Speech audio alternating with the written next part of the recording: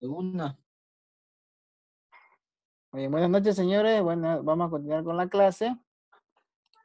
Y en esta oportunidad vamos a seguir viendo lo que son los reparos. Y nos toca ver lo que es los reparos del RCIVA como contribuyente directo. Aquí estamos. Bien. Hoy día es 10 de julio del 2020. Ya, dice. En la verificación de ingresos declarados por el contribuyente, el señor Peta del Monte, se estableció que en un contrato de alquiler por $600 mensuales se emitieron recibos de alquiler por $500 durante los meses de agosto a diciembre de 2019, sin que exista modificación del contrato. O sea,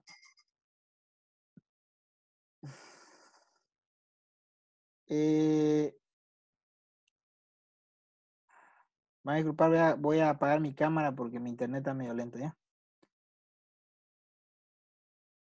Ya. Entonces, han firmado un contrato que iban a pagar $600 mensuales. Pero han quedado de acuerdo, supongo, de que le iban a hacer una rebajita de $100 y pagarlo a 500. Pero no se modificó el contrato. ¿Ya? Esos señores, si hacen, pues tiene que modificarse el contrato. Ya eso identificaron ustedes cuando se le hizo la fiscalización a este contribuyente directo de recibo. ¿Ya? Entonces, ¿qué hacemos aquí?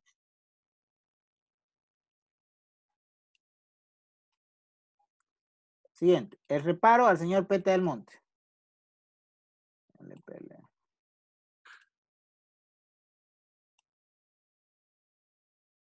Bien. Entonces, ¿cuáles son los meses? No se olviden que el contribuyente directo, ya del RCIVA, también por los recibos, por sus ingresos, perdón, él debe pagar el IVA e IT. ¿No ve? El IVA e IT. Pero el RCIVA de manera trimestral. Los trimestres ya están establecidos, ¿no? Si los meses del contrato eran de agosto a diciembre, entonces, ¿cuál periodos trimestrales estaban vigentes para él? Estaba el tercero y el cuarto trimestre, que es julio, agosto y septiembre, el tercer trimestre del año, y octubre, noviembre y diciembre, el cuarto trimestre del año. Estos trimestres ya están establecidos en la normativa, ¿ya? Y su vencimiento, por si acaso, es cerrado el trimestre, 20 días después para pagar o declarar el RCIVA de manera trimestral. Entonces, ¿cómo hacemos? Si el contrato fue desde agosto, entonces, en agosto son. ¿Cuál es el ingreso que no declaró? Él debieron emitir factura o perdón, recibo de alquiler, que le paguen los 600, pero fue 500. Entonces la diferencia es 100, ¿no? $100. ¿Cuál sería el ingreso no declarado en boliviano? Entonces los $100 por 87%, ¿no? ¿Por qué? Porque un tributo no puede ser base imponible de otro tributo. Y la base imponible del RCIVA, en este caso, es el 87%. Por 6,96, que es el tipo de cambio oficial del dólar. ¿Ya? En esa época era ese tipo de cambio, hasta ahora no ha cambiado. Y me da 606. Lo mismo para el mes de septiembre. ¿Ya? Y entonces ahí ya cerraría el trimestre, ¿no? En julio no hay nada. ¿Por qué? Porque el contrato es desde agosto. Entonces, por agosto y septiembre, sumo el total del ingreso no declarado, que en este caso sería 1.212, por el 13% que le reciba, y en ese periodo él no declaró 158 bolivianos por concepto de RCIVA.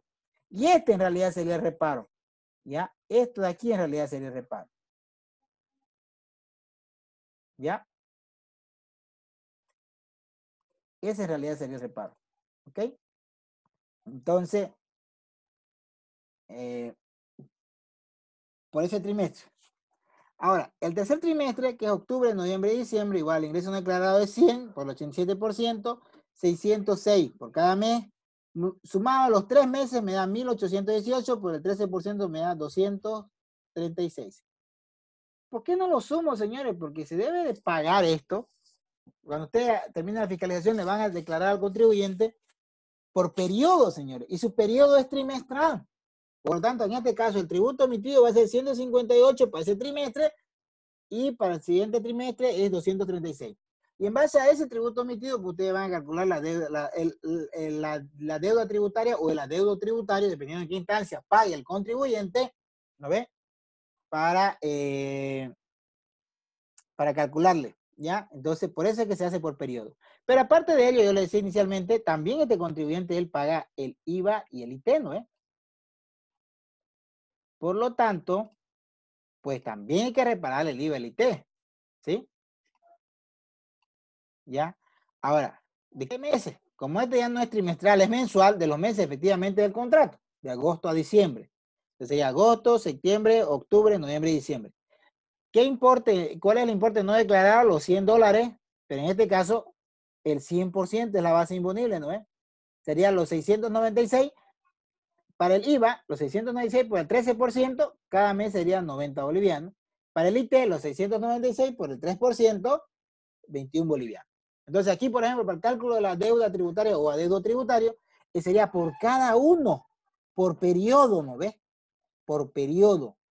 Entonces va a ser de 90 por agosto. Y obviamente va a variar el cálculo. ¿Por qué? Porque el vencimiento es diferente, no de acuerdo al último dígito del NIT, y por cada periodo va a ser diferente. Los días de mora van a cambiar, ¿no ves? Entonces, por cada uno hay que calcular la deuda tributaria. Pero el reparito purito sería eso. ¿Está bien? Ese sería el reparo. En ese ejercicio. ¿Alguna duda, aclaración, señores? ¿Tienen alguna duda? No hay duda. Qué belleza. Son unos cracks ustedes. Está bien. Ok. Entonces, el siguiente ejercicio, ¿qué dice? En la verificación realizada al contribuyente, señor Agua Dulce, se determinó la no declaración de un contrato anticrético, pactado por $10,000 de fecha 16 de noviembre de 2019. Entonces, el contrato anticrético firmaron y todo, pero no lo declaró el contribuyente directo. Ustedes saben que un contribuyente directo decía, ¿por qué conceptos pagas? A ver, paga por alquiler, paga por intereses no financieros. ¿Cuáles son los intereses no financieros? Cuando vos prestás plata a una persona, ¿no ves? Privada y te pagan intereses, ¿no ves? Esos son intereses no financieros. Paga por los intereses financieros, que es cuando vos te pones un DPF en un banco y presentás tu NID al banco y demostrás que sos contribuyente directo y lo recibes, el banco no tendría por qué retenerte de esos intereses. Y vos lo declaras, ¿ya? Paga por contratos anticréticos, ¿ya? Que el contrato anticrético tiene una figura especial. ¿No hay que dice la normativa? La normativa establece que el contrato anticrético se paga el 10% anual sobre un ingreso presunto. Se presume que el 10% va a tener como ingreso. Porque el anticrético, ¿en qué consiste, señores? Consiste, digamos, yo soy el propietario del inmueble. Viene, supongamos, la señora Dalila y me dice, quiero que me dé un contrato anticrético. Bien. Entonces, yo soy el que firma, el propietario del inmueble, y ella la que va a usar el inmueble, ¿no ven? Ahí entonces, tanto yo como la señora Dalila tenemos que sacar nuestro NIT como contribuyente directo de RCIVA. No facturo yo estos ingresos porque se declara solamente RCIVA aquí, porque se declara el 10% de ingreso presunto. Entonces, los dos tenemos que pagar. ¿Por qué? ¿Cuál es el análisis de por qué presume el 10% de ingreso? Ahora, si yo doy en anticrético mi inmueble, digamos, supongamos los $10,000 como está aquí, esos $10,000 me da la señora Dalila a mí, ¿no ves? Entonces, para mí, yo, esos $10,000, si yo voy al banco le tengo que pagar intereses, ¿no? ¿Sí o no? Tengo que pagar intereses. Entonces, de alguna manera es un financiamiento a mí. Y yo pues tengo que pagar por lo menos impuestos. ¿Me entienden? Entonces, esa es la figura del por qué se presume un ingreso. Y la señora Dalila, ¿por qué paga? Porque ella se está ahorrando de alguna manera. Si cogiera en alquiler, pues tendría que pagar el alquiler del inmueble, ¿no? Entonces, se está ahorrando ese pago de alquiler. Y por eso se presume que también va a obtener un ingreso. ¿Ya? El mínimo del 10%. Esa es más o menos la lógica del por qué se presume el 10% anual. Entonces, el 10% anual de 10,000 es 1,000 dividido entre 12 meses, porque tenemos que calcular mensual, ¿no es? ¿Ya? Porque en este caso, él lo declaró el 16 de noviembre se firmó el contrato. Entonces, y el RSIVA es trimestral, ¿no? Tenemos que establecer por trimestre, ¿ya? Y por eso lo divido entre 12 meses y sale mensual. 80 y...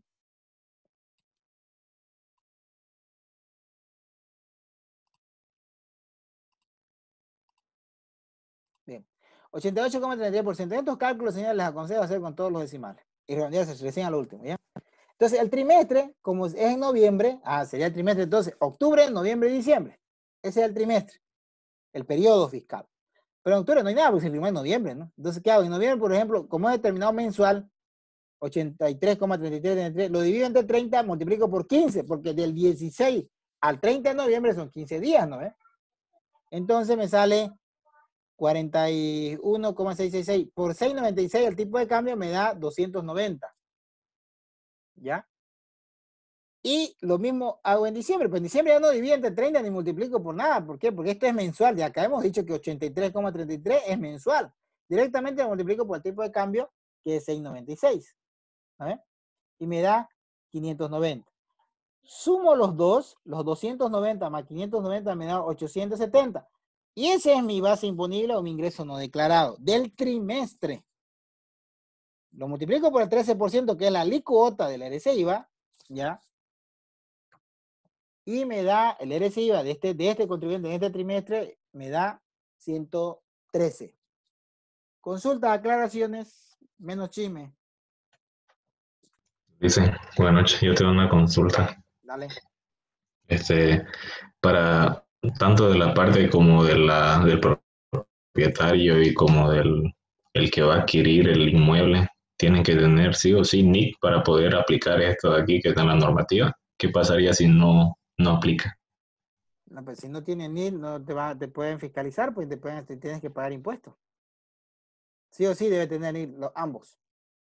¿Por qué? Porque tú firmas un contrato anticrético. Esos contratos anticréticos, ¿cómo se detecta por general estas cosas? La mayoría de los contratos anticréticos tú los protocolizas ante un notario de pública y los debes registrar en derechos reales, por si acaso. A ver, entonces, ¿qué hace impuestos? Directamente pide información allá y de allá te detecta. Y ahí es donde te hace la verificación. Así que si tenés este tipo de situaciones, es aconsejable tener su NIP. ¿Ya? Porque como te digo, Gracias. legalmente y de alguna manera es asegurar también tu plata, pues, ¿no? Porque imagínate que vos en un contrato anticrético no lo protocolicé, no lo registré en derechos reales, el dueño del inmueble puede decir que no, que nunca firmó contrato contigo, ¿no? Que eso pues, solo fue un documentito por ahí privadito, y para que tenga mayor validez legal en el momento, porque el contrato anticrético es un año obligatorio y uno voluntario, ¿no ves? Entonces, si vencido el plazo de un año, el dueño no te devuelve la plata, pueden quedar y pactar, decir, no, un año más, por favor, de manera voluntaria, mutuo acuerdo, se continúa. Pero pasan los 2 años, sí o sí, o renovás contrato o te devuelve la plata. Y para ejecutar eso, pues el documento tiene que ser de alguna manera ejecutoriado, ¿no ves? Entonces, tiene que estar registrado en derechos reales y tiene que estar registrado en la notaría de fe pública y en derechos reales, para que tenga mayor validez legal y puedas reclamar tu plata. No sé si hay más duda de eso. Yo sé que a veces en Bolivia, por uso de costumbre, yo conozco muchas amistades de que hacen este tipo de actividad y no lo protocolizan y no lo registran derechos reales. También he conocido por eso algunas amistades también que han tenido dificultades al recuperar su plata. Ya ha habido problemas en este tipo de situaciones. ¿Ya? Sí, porque la idea es tratar de recuperar, pues no, un poco, ¿no? Por Claro. el, Esa es la idea. O sea, pues la idea, ¿cuál es? Vos que vas a usar el inmueble, pues le pagas al dueño, ¿no? Una plata por derecho de una manera de uso, ¿no? Ese inmueble por el tiempo de un año obligatorio y un año optativo, voluntario. Y obviamente, pues, el dueño del inmueble está percibiendo un ingreso porque si fuera al banco tendría que pagar intereses, ¿no? Entonces, tanto el dueño del inmueble quiere recuperar su inmueble después pasar ese plazo, como el que dio la plata recuperar su plata, ¿no? Entonces, pero para asegurar eso, en realidad en la ley del inquilinato habla también del anticrético, y una ley del inquilinato, por si acaso, ahí habla también del anticrético y dice que se debe protocolizar los contratos anticréticos y que se debe registrar en derechos reales. Y por eso por eso que este tipo de contribuyentes facilito, pues impuestos lo detectan, ¿no? Directamente pide información a X notaría de fe pública, cuál es notaría protocolizado de anticrético, o en el caso a la oficina de derechos reales, ¿no? Que tiene la obligación de pasarle la información. Facilito le cae este tipo de situaciones. Licen, hola Licen, Adelante, adelante. Licen, una consulta. Este tipo de alquileres de anticréticos solo se dan, digamos, para cuando lo utiliza, el que saca alquiler, cuando lo utiliza para actividad comercial o también para vivienda, digamos.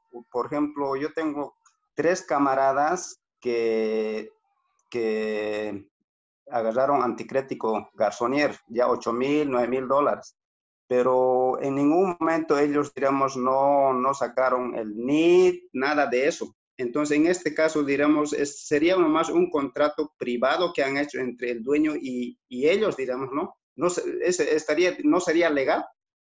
No es que no sea legal, digamos, pero, o sea, la norma establece que debe registrarse, ¿no? Pues si no lo registraron y no tienen dificultades, pues bueno, bien, de alguna manera, bien por ello, digamos, ¿no? Pero en el momento de recuperar la plata, a veces ese es el problema. A veces algunos juicios han perdido por nada más, por no haber registrado en la notaría de fe pública y en derechos reales, ¿no? Sí, Porque para porque recuperar la plata han querido ejecutar el contrato anticrético y lamentablemente incluso, no, pues, o sea, cuando vos vas a notaría de fe pública, por ejemplo, en realidad, ¿qué estás haciendo? Estás haciendo reconocimiento de firma, ¿no ves? Y el dueño, el sí, propietario, dijo que no era su firma, ¿no? Y sí, para ya dicen, demostrar eso ya es un poquito más complicado, ¿no? Puedes demostrarlo, obviamente, pero ya tenés que pedir un peritaje, examen grafológico de la firma, ya es más complicadito, ¿no ves? Ya es más complicadito. sí, Por eso es que estamos, sí, pero lamentablemente, sí, lamentablemente, pero aquí en Cobija hay varios así anticréticos, están así nomás, no actúan legalmente, ¿no? claro, lamentablemente no solo en Colombia, en toda Bolivia. Sí, Los bolivianos estamos mal acostumbrados a actuar en base a nuestros usos y costumbres, si vale el término, ¿no? En desconocimiento de la sí, la normativa verdad, sí, y desconocimiento del cumplimiento legal, pues, ¿no? Y la verdad que sí, tenemos listo. ese pensamiento, digamos, de que yo por eso siempre les dije en impuestos, ustedes tienen alguna actividad, sea cual sea, métanse en la cabeza que tienen que darle su parte al Estado. Así de claro. Sí, Por ejemplo, nosotros aquí estamos exentos en zona franca del RCIVA, ¿no? Pero si sí, el Estado te hace pagar impuestos de tu sueldo, ¿por qué no vas a pagar de lo demás? Claro que aquí estamos exentos en zona franca del RCIVA, dependiente, pero no del contribuyente directo. Este sí, contribuyente directo debe pagarse en zona franca, por si acaso. ¿Ya? Que dice clarito, los dependientes, dice la ley de zona franca y su reglamento. ¿Ya? Entonces, lamentablemente, pues estamos así actuamos los bolivianos, no estamos mal acostumbrados, ¿ya? Pero que bueno, habrá que de alguna manera ir cambiando esos aspectos, ¿no? Pero es complicada la situación, es complicada. Porque voy a decir al propietario, saque su NIF, que tiene que pagar impuestos, te dice, no, pero si apenas me da para vivir, que no sé qué, no sé cuánto, que quizás ajá, tenga razón, obviamente, ¿no? Que quizás viva de eso, ¿no ve? Y es complicado, suponete, hay gente que alquila y que lamentablemente no saca su NIC también y no paga los sí, impuestos por alquiler. Pero en algunos casos, ponerte un cuartito, aunque aquí en Cobija no son tan baratos, pero es que la vida también es exageradamente cara en Cobija, exageradamente cara. Por ejemplo, un sueldo de 5,000 bolivianos, buena familia, ¿será que le da para vivir bien? Es complicado, ujú, señor, es complicado. Yo te digo, o sea, ¿qué vivir bien? Cubrir tus necesidades, ¿no? Básicas, mínimo. Pero lamentablemente los bolivianos, a nivel Bolivia, pues vivimos en miseria, señor. Esa es la realidad. Vivimos en miseria. O vos, a ver, en tu familia, ¿qué día puedes decir, ¿sabes qué? Hoy día yo como lo que yo quiero, digamos? Difícil, ¿no? Hay veces. Si no, a veces tienes que hacer, comer lo que hay. La mayoría, por ejemplo, su desayuno o su cena, ¿qué es? Té con pan, ¿no? sí, Entonces, pues será buena alimentación el té con pan. No es pues, buena alimentación, ¿no? Hablar con un nutricionista, digamos, no es, lamentablemente esa es nuestra triste realidad de Bolivia. Y ahora con esto de la pandemia, señores, la crisis va a ser, ya, ahora sí. Ok, el siguiente ejercicio dice, en la verificación realizada al contribuyente señor Pica Pica, se identificó que no había declarado intereses no financieros por bolivianos 2000 por correspondiente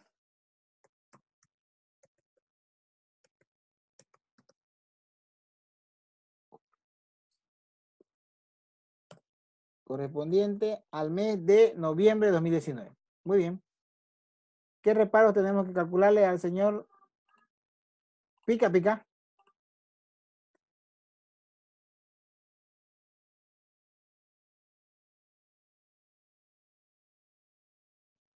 ¿Y qué? ¿Mm? Bien. Entonces, aquí, ¿qué tenemos que reparar? IVA, IT y RC-IVA. Solo el mes de noviembre, ¿no? Pero ¿por qué pongo los 3 meses? Porque el RC-IVA es trimestral. El periodo es trimestral. Pero nada más que identifico dónde corresponde, ¿no? Por ejemplo, fue 2.000 bolivianos de IVA, el 13% de los 2.260, IT, pero RC IVA. IT, el 3%, 60, y el RC IVA de los 2.000, el 87%, señores. RC IVA, 87%, y ese 87%, el 13% que es el RC. ¿Por qué? Porque este interés no financiero, la plata que se presta a particulares, sí, se debería facturar, ya, y pagar el IVA y IT. ¿Está bien? Pero, y por eso es que es el 87%. Ya se le reduce el 87%.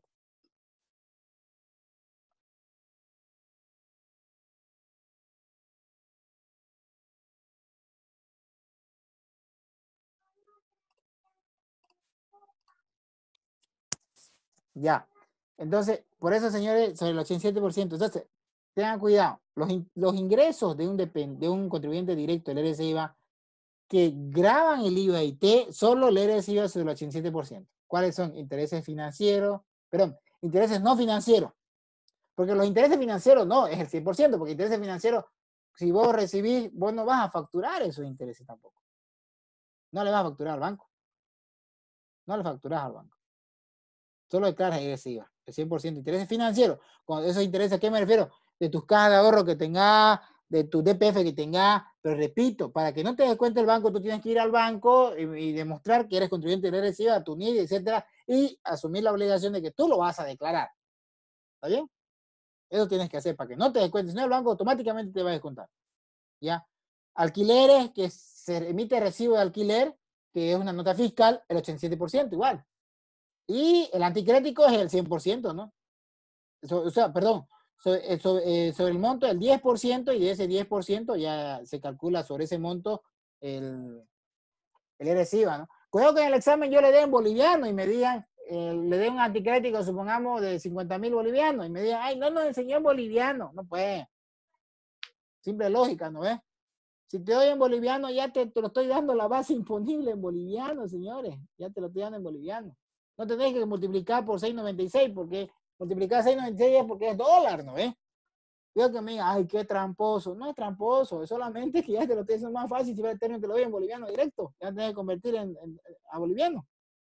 Eso me ha pasado en muchos exámenes. Le enseño en dólares y en el examen le pongo boliviano, que a veces el mismo monto. En vez de poner 10.000 dólares, le pongo 10.000 bolivianos. Para hacerlo más fácil todavía. No faltan los cuatecitos que no leen boliviano y me lo multiplican por el tipo de cambio del dólar. ¿Ya? Eso no está correcto. ¿Ya? Entonces, eso recapitulando, esos son lo que es los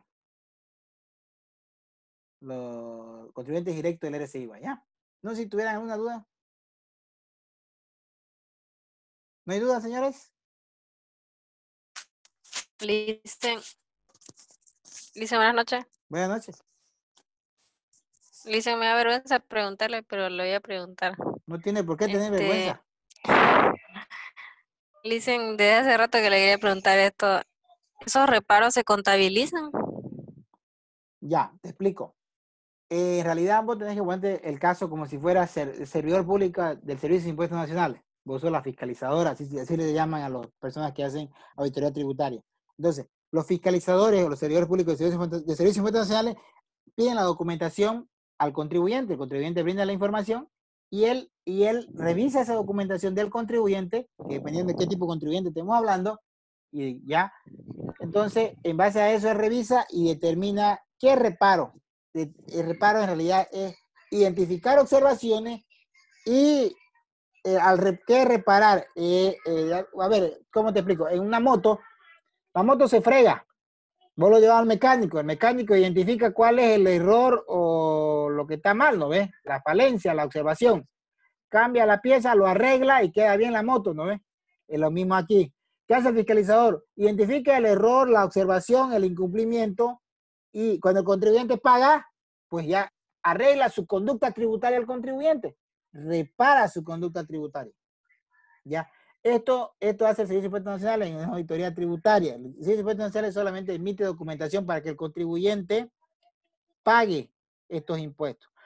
Paga el contribuyente y sí, el contribuyente sí debería contabilizar estos aspectos que él no ha pagado para determinar sus realidades ya contables de alguna manera, dependiendo de qué tipo de contribuyente estemos hablando, te repito. ¿Ya? Si es un contribuyente obligado a llevar el registro contable, sí debe pagar y debe contabilizar para reflejar la situación económica y financiera real de la empresa. ¿Está bien? Pero eso Ya, Lisa. de ahí es desde el punto de vista de la empresa. Ahorita te estoy explicando desde el punto de vista de Servicio de Impuestos Nacionales, fiscalización. ¿Ya? Ya, Lisa, clarito. Gracias. Ya está. ¿Alguna otra consulta? ¿No hay? Ya. La siguiente clase, entonces, señores, que sería el 17, ¿no? Julio 17. ¿Alguien tiene hasta cuándo es el segundo parcial? ¿Alguien tiene el calendario o no?